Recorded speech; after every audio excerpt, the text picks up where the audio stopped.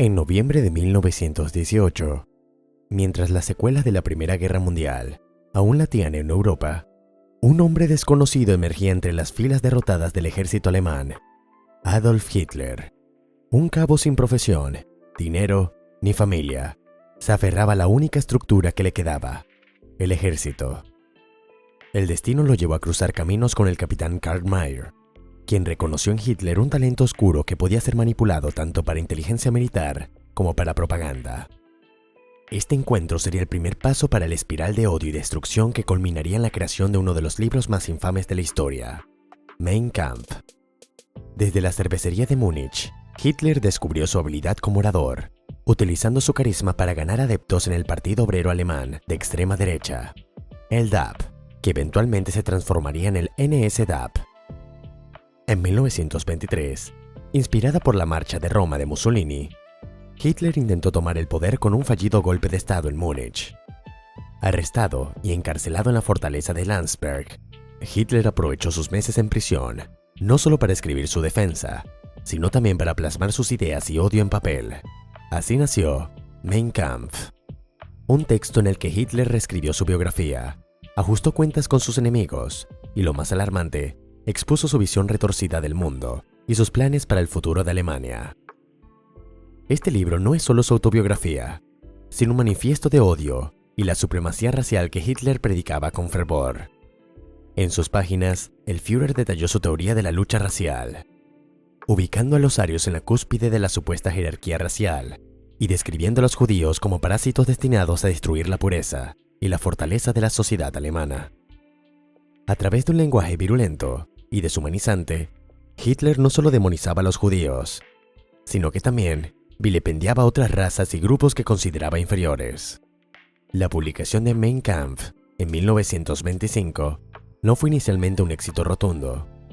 Aunque Hitler era conocido en los círculos de nacionalistas, el libro fue visto como un caótico cúmulo de ideas y teorías raciales difíciles de digerir. Sin embargo, el destino del libro cambiaría drásticamente con el ascenso político de su autor. A fines de la década de 1920, Alemania estaba sumida en una profunda crisis económica y social, que culminó con la Gran Depresión de 1929. Esta situación fue el caldo de cultivo perfecto para el crecimiento del partido nazi. En las elecciones de 1930, los nazis obtuvieron un sorprendente 18% de los votos, lo que elevó la demanda por el libro de Hitler, ahora considerado como una ventana al pensamiento del líder emergente. Para 1933, con el partido nazi consolidado y Hitler nombrado canciller, Mein Kampf empezó a ser ampliamente difundido. El régimen nazi impulsó su distribución masiva. Se regalaba a los recién casados, a los empleados de empresas y a los funcionarios del Estado.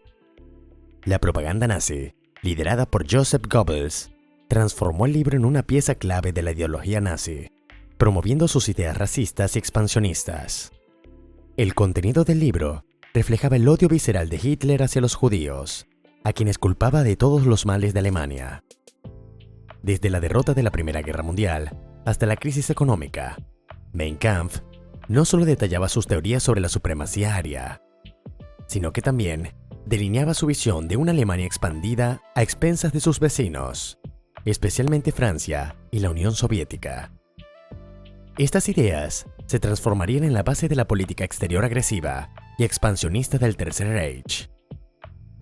Publicado en medio de un clima de crisis económica y social, Mein Kampf encontró un público susceptible a sus mensajes de odio y revanchismo. La humillación sufrida por Alemania tras la Primera Guerra Mundial, la hiperinflación y el desempleo masivo crearon un caldo de cultivo perfecto para el crecimiento del resentimiento y la búsqueda de chivos expiatorios. Hitler aprovechó estas condiciones para difundir sus ideas raciales, prometiendo una solución a los problemas de Alemania mediante la purga racial y la expansión territorial. Durante los años 30, mientras Hitler consolidaba su poder, Mein Kampf se convirtió en un símbolo del régimen nazi. En 1936, se distribuyó ampliamente en el marco de la propaganda estatal, llegando incluso a publicarse en formatos de lujo. La popularidad del libro creció y sus tiradas alcanzaron cifras millonarias.